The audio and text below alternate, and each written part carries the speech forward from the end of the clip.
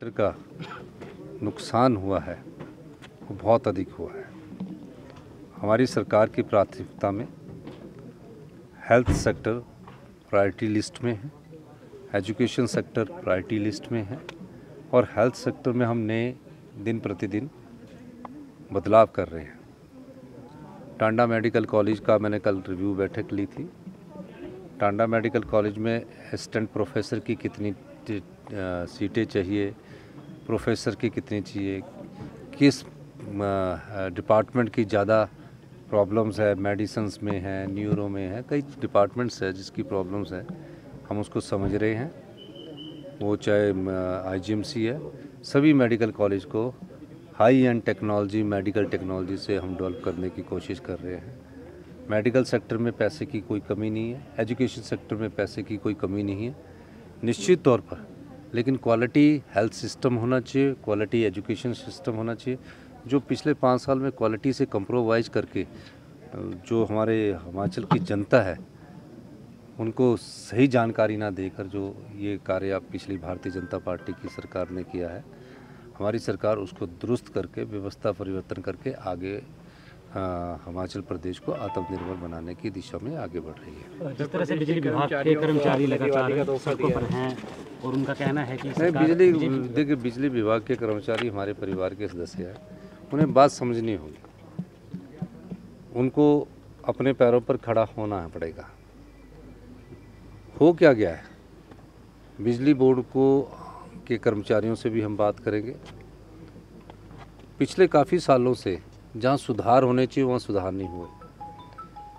ऐसा ना हो कि कुछ समय में बिजली बोर्ड हमारा बहुत बड़ा नुकसान उठा सके और ऐसी स्थिति पैदा हो जाए कि बिजली बोर्ड चलाने में भी दिक्कत आए।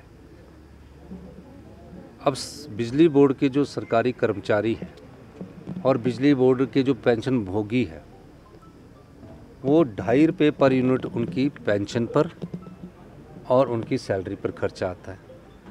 2.5 रुपये पर यूनिट पहले उनकी होगी, उसके बाद आप लोगों को हम बिजली देंगे, उसमें की जो ट्रांसमिशन होगी, जो घर का मीटर लगेगा उसके में पैसे जुड़ेंगे और उसके बाद और क्या होगा, उसके बाद क्या होगा कि उसके रेट बढ़ाने पड़ते हैं। सबसे सस्ती दरों में हम बिजली खरीदते हैं और सबसे महंगी हम बेच रहे हैं, कहीं 5 रुपये यूनिट, कहीं 7 रुपये यूनिट। तो उसको रैशनलाइजेशन और ठीक करने की ज़रूरत है। एम्प्लॉयज़ यूनियन से भी मैं बात करूँगा, उन्हीं से सुझाव मांगेंगे। अब सवाल पैदा होता है कि क्या हम बिजली बोर्ड को कैसे सामर्थ्य बना सकें। अब ग्रांट इन एड तो हम 2200 करोड़ रुपए की दे रहे हैं और रेगुलेटरी कमीशन ने भी कुछ हमें गाइडलाइंस दी है। उन्होंने कहा कि अगर बिजली बोर्ड को अपने पांव पर खड़ा करना पड़ेगा तो फैसले लेने पड़ेंगे और हम फैसले लेंगे, पर उसमें कर्मचारियों के हित की अनदेखी नहीं की जाएगी। कर्मचारियों के हित को भी सर्वोपरि रखा जाएगा।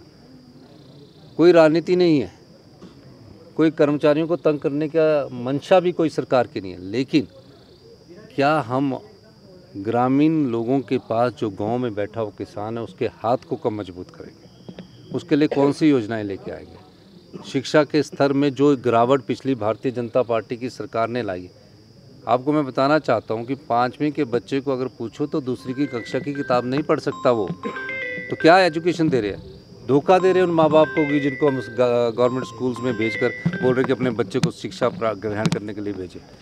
तो हम बेस्ट स्कूल बनाना चाह रहे हैं। हमने इंग्लिश मीडियम स्टार्ट कर दिया, एक्सेलेंस स्कूल बना दिए और हमने फैसला किया है प्राइमरी स्कूल है, 5 बच्चे हैं, टीचर कोई नहीं है, कोई नहीं पढ़ा पा रहा, पर धोखा दे रहे हैं हम कि हम घर के पास स्कूल खोज के उन गांव के लोगों को भी धोखा दे। हम अच्छी क्वालिटी की एजुकेशन देना चाहते हैं, किसी बच्चे को शिक्षा से वंचित नहीं रखना चाहते हैं। मुझे उनके लिए अगर गाड़ियां लगानी पड़ी एक बच्चे के लिए, 20,000 रुपया भी खर्च करना पड़े दूर से अच्छे शिक्षा संस्थान में, हमारी सरकार वो भी खर्च करेगी। सर, नेता प्रतिपक्ष लगातार